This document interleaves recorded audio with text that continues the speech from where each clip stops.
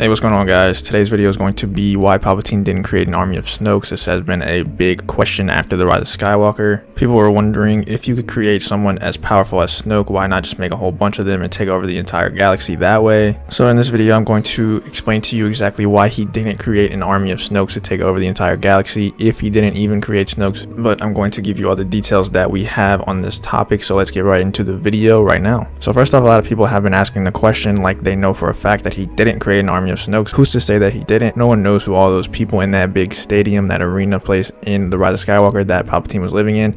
Who are all those people with those hoods on their head? They could be a bunch of clones of Snoke. Who knows? It has been confirmed in Star Wars books that cloning Force sensitives was extremely difficult. I think this was also confirmed in The Force Unleashed, if I'm not mistaken. I don't really know too much about that game, but it was definitely confirmed in the books that cloning Force sensitives is extremely difficult, and Palpatine has actually tried to do this with Vader and Luke and failed miserably every single time that he's tried. So here's just a fun fact. The very first shot in The Force Awakens was actually supposed to be Luke's hand that got cut off in The Empire Strikes Back, and it was supposed to be floating in space. I guess the original plan was to involve some kind of clones of Luke. Maybe Rey was supposed to be a clone of Luke in some way, using Luke's DNA to create the ultimate Force user. Who knows? But I'm sure that cloning and DNA and genetics was involved in some way in the sequel trilogy. As we all know, there was no actual plan for the entire trilogy, obviously, but that's a really controversial topic and I don't really want to go into that right now. But yeah, I'm sure the original plan for the sequel trilogy was involving cloning in some way, and I'm pretty much positive that Rey was involved in that in some capacity. So there also could very well be a bunch of Force sensitive Snokes out there in the universe, just like Palpatine hid out in the Outer Rim. They could also be in the Outer Rim, hiding on opposite sides of the galaxy, each waiting their turn to take over the galaxy. Who knows? So while we don't know that Palpatine didn't create an army of Snokes, the more likely story is that he was trying to create Snoke over and over and over, trying to create this ultimate Force user, or just a Force user in general, since it's super hard to create a Force user in general. So most likely most of the Snokes that he made were non-Force sensitive, and he disposed of them or used them as servants, or they are his followers, which are surrounding him in that arena that he lives in. So if you guys enjoyed this video explaining another question that many people have in the Rise of Skywalker, if you did enjoy the video, make sure you like the video and subscribe to the channel, and I hope to see you on the next one.